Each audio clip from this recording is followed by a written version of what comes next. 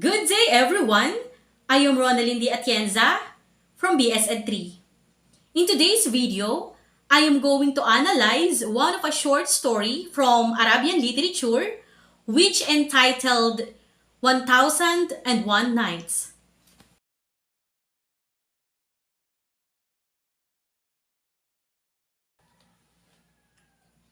The 1001 Nights, Elf Layla wa Layla, or the Arabian Nights, as it's commonly called in English, is a collection of stories of uncertain date and authorship that is very well known to readers worldwide.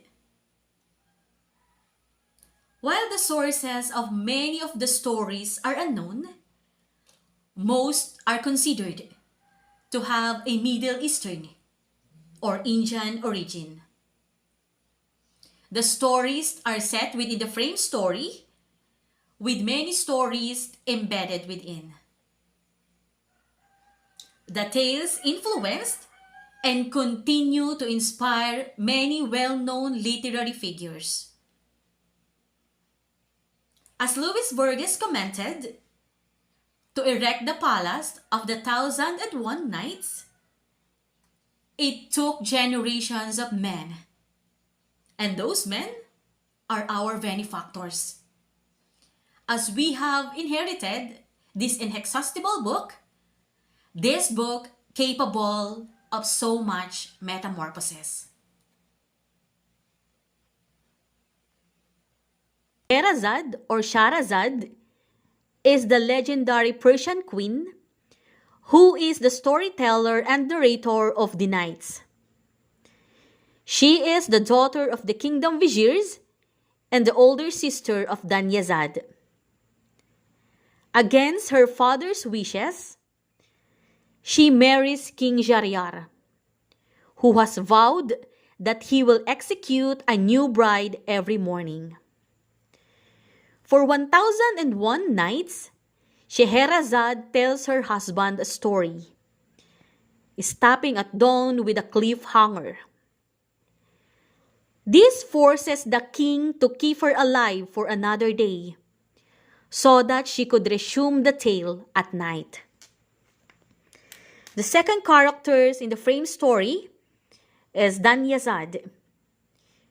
Danyazad is the younger sister of Queen Scheherazade.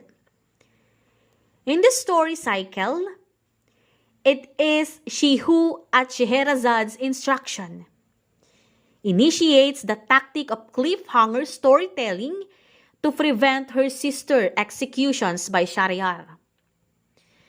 Danyazad brought to her sister's bedchamber so that she could say farewell before Scheherazade's execution the next morning. Asked her sister to tell one last story. At the successful conclusion of the tales, Danyazad marries Shah Zaman, Shahryar's younger brother. Scheherazade's father is the vizier of King Shahryar. Every day, on the king's order, he beheads the brides of Shahryar. He does this for many years until all the unmarried women in the kingdom have either been killed or run away. At which point his own daughter Scheherazade offers to marry the king. Here are the other characters in the frame story.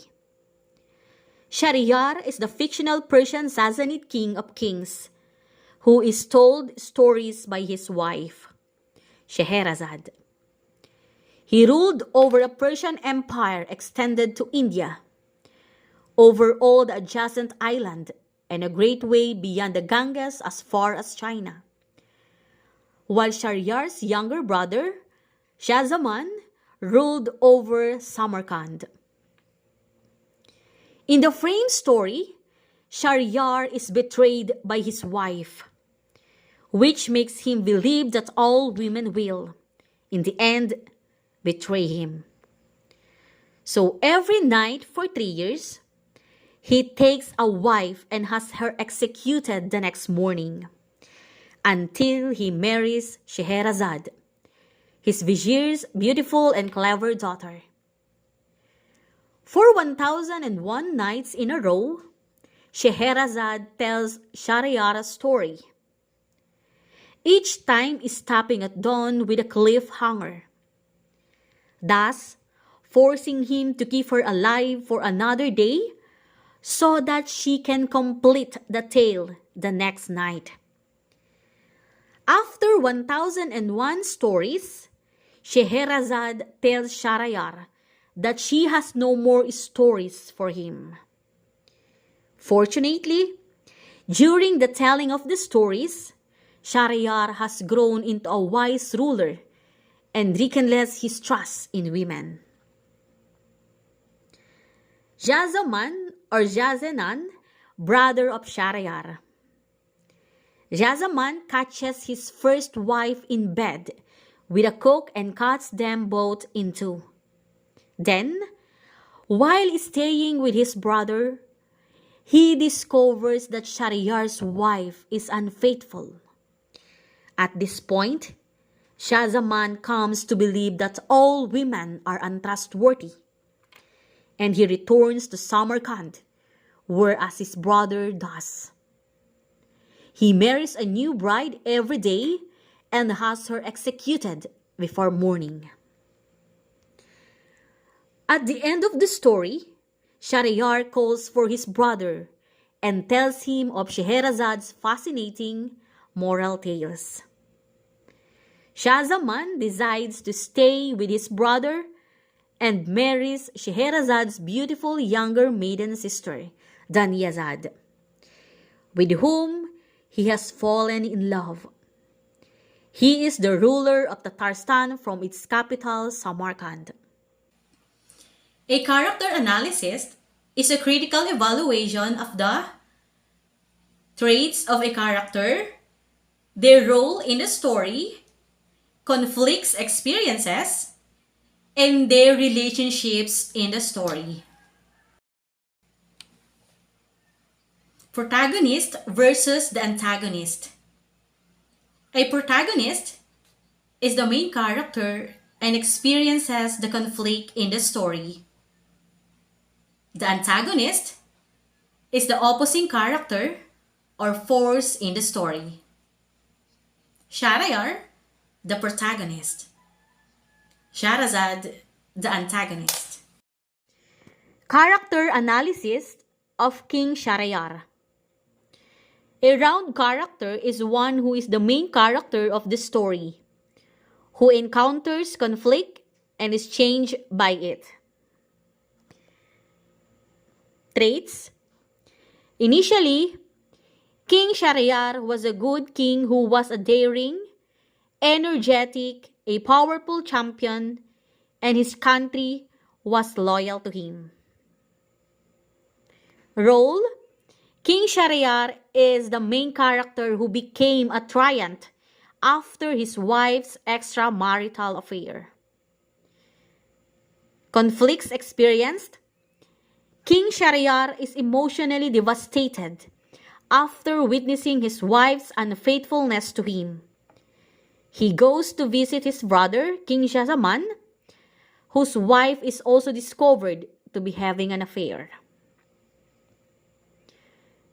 Relationships.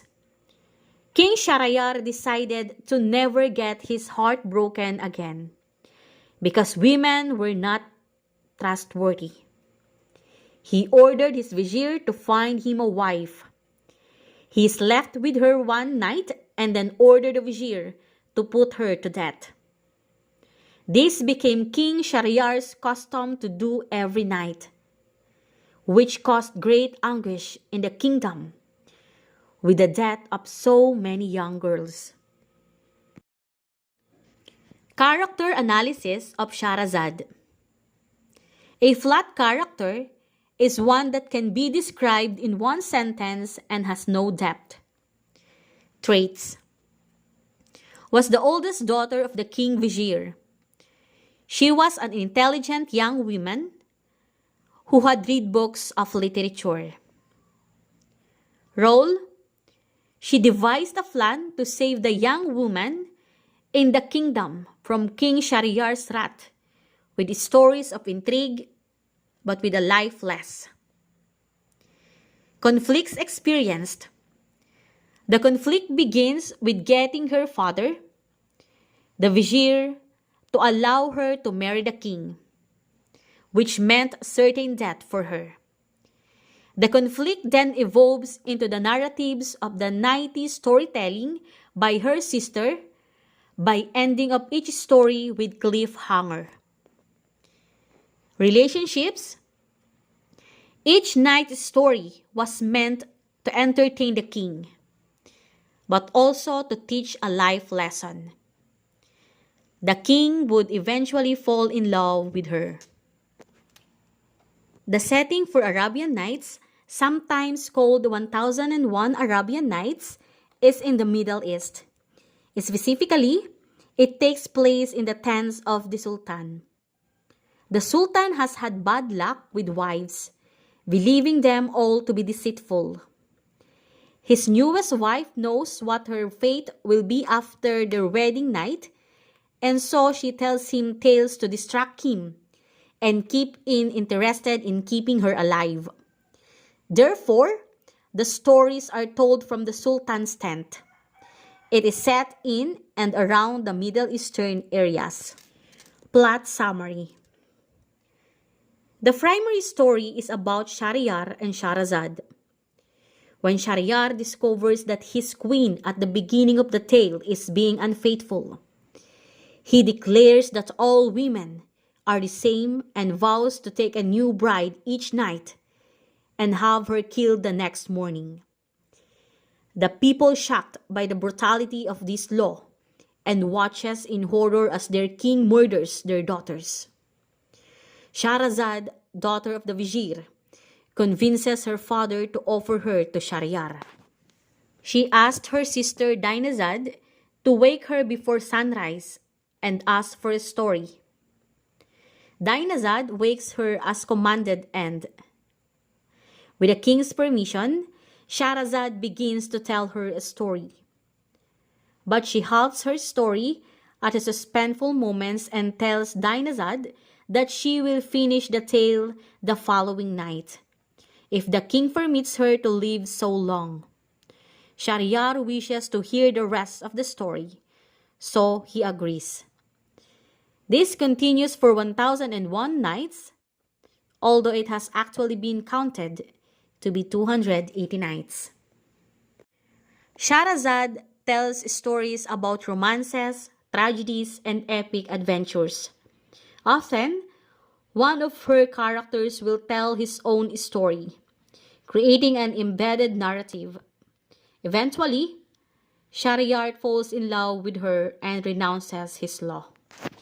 The rising action of the story. It is when King Shahryar experiences the heartbreak of his wife's affair, which leads him to believe all women are untrustworthy. He becomes a tyrant and kills many young women who he has married for only one night. The falling action of this story. It is when King Shahryar meets Shahrazad and becomes his wife. Shahrazad has a plan to change King Shahryar's heart through her nightly stories of intrigue, adventure, and a life lesson. Eventually, King Shahryar falls in love with Shahrazad and the murder stops. The climax of the story.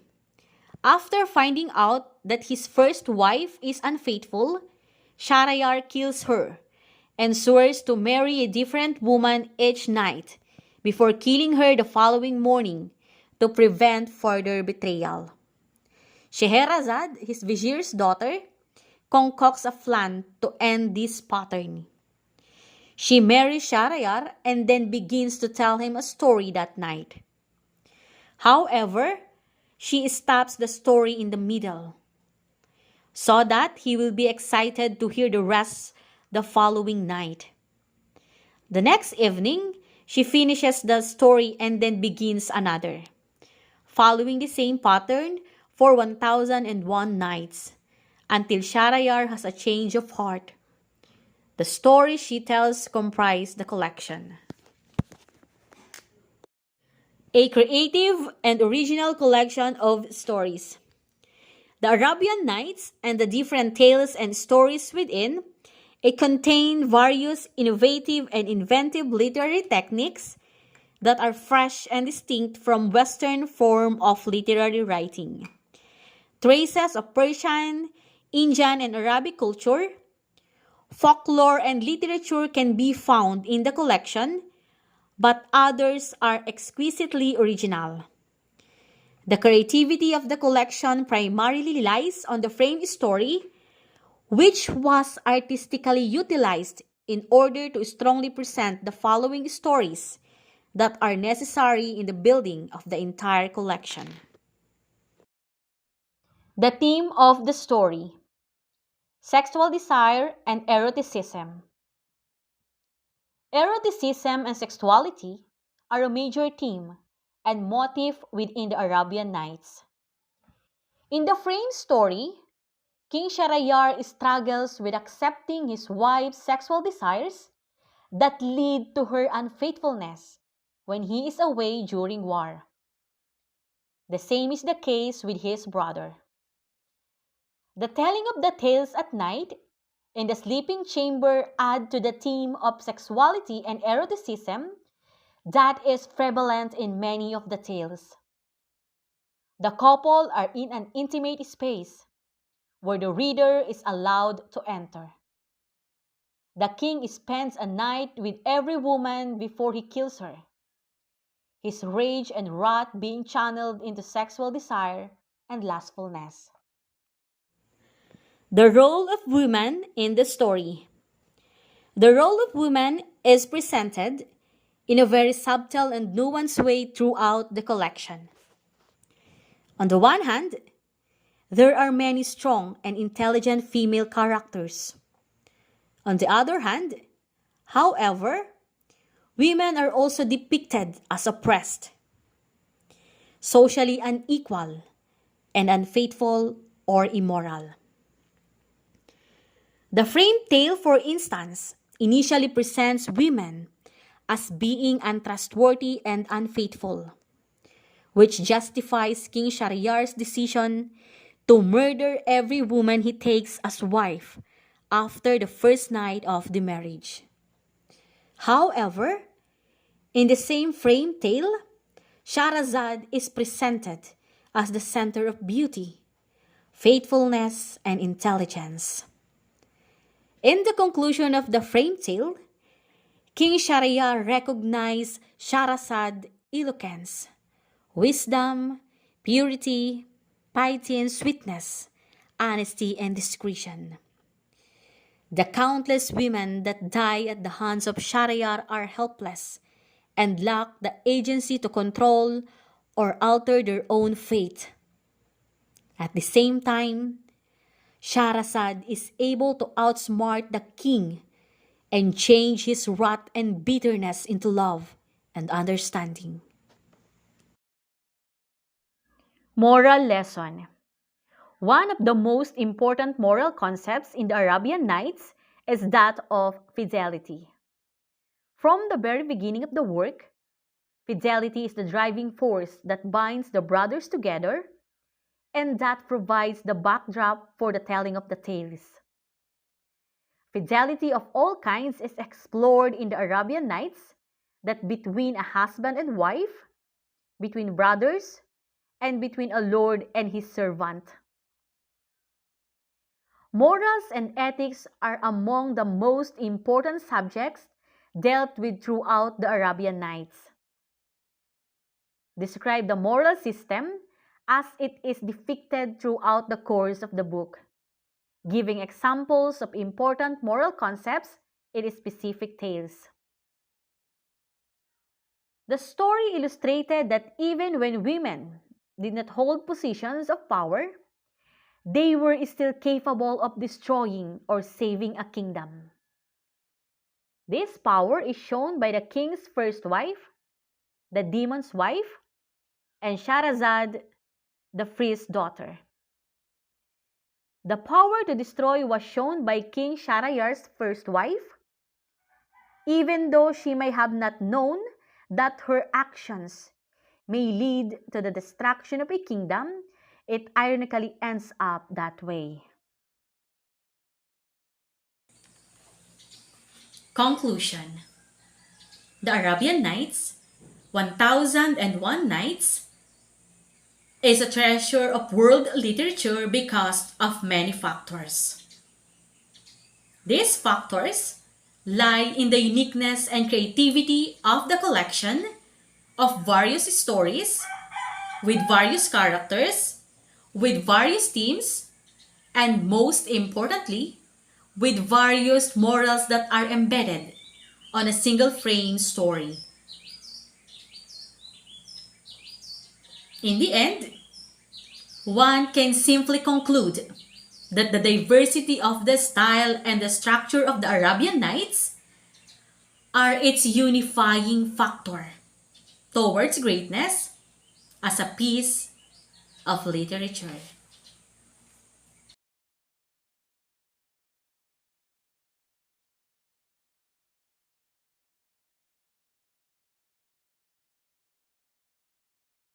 That's all. Thank you for watching and have a great day.